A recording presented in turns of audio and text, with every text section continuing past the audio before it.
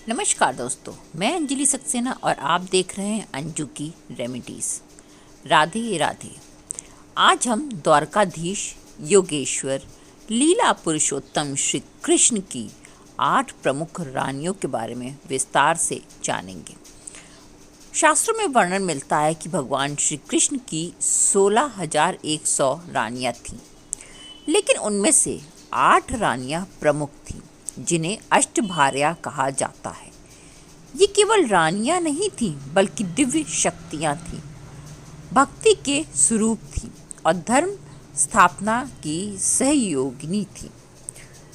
तो आइए शुरू करते हैं और जानते हैं अष्टभार्या कौन थी। पहली है रुक्मिणी जी, प्रेम और समर्पण की प्रतिमूर्ति। रुक्मिणी जी विदर्भ के राजा भीष्मक की पुत्री थी। उन्हें माता लक्ष्मी का अवतार भी माना जाता है। रुक्मिणी जी ने श्री कृष्ण के गुणों को सुनकर ही उन्हें मन ही मन अपना पति स्वीकार कर लिया था, लेकिन उनके भाई रुक्मी ने उनका विवाह शिशुपाल से तय कर दिया था। तब रुक्मिणी जी ने एक गुप्त पत्र श्री कृष्ण को भेजा। उस पत्र में लिखा था, हे द्वारकाधीश, यदि आप मुझे अपने मानते हैं तो स्वयं आकर मेरा हरण कीजिए। स्वयंवर के दिन श्री कृष्ण रथ लेकर आए और सभी राजाओं के सामने रुक्मिणी जी का हरण कर लिया। ये घटना सिखाती है सच्चा प्रेम कभी डरता नहीं। रुक्मिणी जी को मुख्य रानी माना जाता है।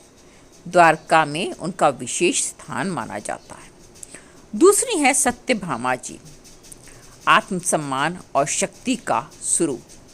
सत्यभामा सत्राजित की पुत्री थीं। स्वामंत मणि के कारण जब विवाद हुआ तब सत्यभामा जी का विवाह श्री कृष्ण से हुआ।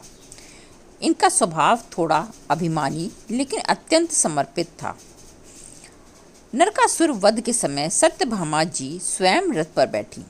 जब नरकासुर को वरदान था कि उनकी मृत्यु उनकी माँ के हाथों होगी, तब सत्यभामा ने पृथ्वी देवी का अवतार लेकर के उसे मारा और श्री कृष्ण का साथ दिया। ये घटना दर्शाती है नारी केवल कोमल नहीं, शक्ति स्वरूपा भी है।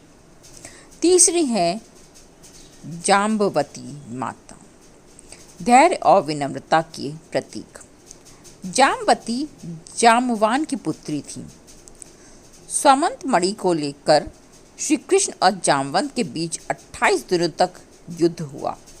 जब जाम्बवान को ज्ञात हुआ कि वही श्री राम हैं जिनकी उन्होंने सेवा की थी, तो उन्होंने क्षमा मांगी और अपनी पुत्री जाम्बवती का विवाह श्री कृष्ण से कर दिया। जाम्बवती का स्वभाव अत्यंत शांत था। उनके 2 पुत्र थे। चौथी हैं कालिंदी जी, तपस्या की शक्ति। कालिंदी सूर्य देव की पुत्री थी। वे यमुना तट पर तपस्या कर रही थीं। उनकी एक ही इच्छा थी, वे केवल श्री कृष्ण को ही अपने पति रूप में स्वीकार करना चाहती थी। जब श्री कृष्ण और अर्जुन वन भ्रमण कर रहे थे, तब उन्होंने कालिंदी जी को देखा। उनकी तपस्या से प्रसन्न होकर श्री कृष्ण ने उनसे विवाह कर लिया। ये हमें सिखाता है सच्ची तपस्या कभी व्यर्थ नहीं जाती। पांचवी है मित्रविंदा जी, मन की निष्ठा। मित्रविंदा अवंती देश की राजकुमारी थी। वे श्री कृष्ण से प्रेम करती थी, लेकिन उनके भाई इसके विरोध में थे। स्वयंवर में जब उन्हें किसी और से विवाह के लिए बाध्य किया गया, तब श्री कृष्ण ने उनका हरण किया। ये दर्शाता है जब मन शुद्ध हो, भगवान स्वयं साथ देते हैं। छठी है नागनजिती यानी कि सत्या जी, साहस की परीक्षा। नागनजिती को सत्या भी कहा जाता है। उनके पिता ने शर्त रखी थी, जो 7 उग्र सांडों को वश में करेंगे वही विवाह करेगा मेरी पुत्री से। कई राजा असफल हुए। श्री कृष्ण ने एक साथ 7 सांडों को वश में कर लिया। ये दर्शाता है ईश्वर के लिए कोई भी कार्य असंभव नहीं है, और तब उनका विवाह श्री कृष्ण से हो गया। 7वीं हैं भद्रा जी, पारिवारिक प्रेम। भद्रा श्री कृष्ण की चचेरी बहन थी। उनका विवाह परिवार की सहमति से हुआ। भद्रा जी सरल, स्वयं और धार्मिक स्वभाव की थी। 8वीं है लक्ष्मणा जी।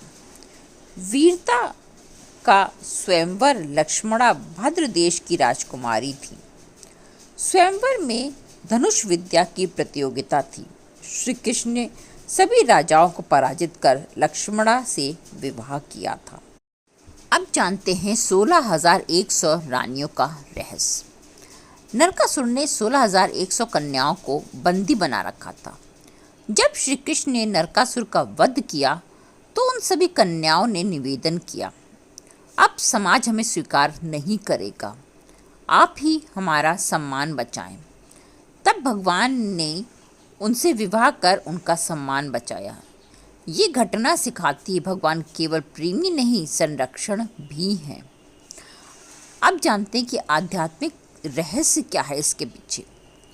अष्टभार्या केवल रानियां नहीं बल्कि भक्ति के 8 स्वरूपों का प्रतीक है। श्रवण, कीर्तन, स्मरण, पाद सेवन, अर्चन, वंदन, दास्य और सख्य। श्री कृष्ण का जीवन हमें यही सिखाता है कि प्रेम में त्याग हो, शक्ति में करुणा हो और जीवन में धर्म हो। आज आपने जो श्री कृष्ण की 8 रानियों के बारे में जाना है, उनका महत्व समझा है। अगर आपको ये थोड़ा सा भी पसंद आया हो तो एक लाइक अवश्य कीजिएगा। फिर मिलेंगे एक नए वीडियो में एक नए विषय के साथ। तब तक के लिए नमस्कार। जय श्री कृष्ण, जय राधे राधे।